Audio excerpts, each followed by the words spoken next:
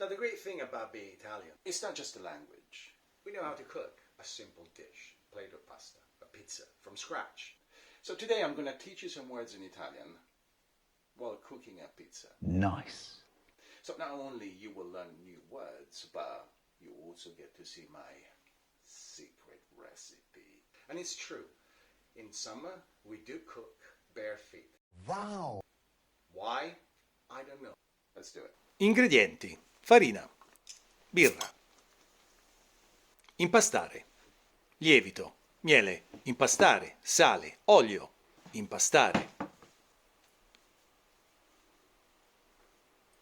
Coprire, mettere in frigo per 12 ore. Tirate l'impasto fuori dal frigo 3 ore prima di cucinare. Salsa di pomodoro. Cucinare a 275 gradi. Buon appetito! Dai.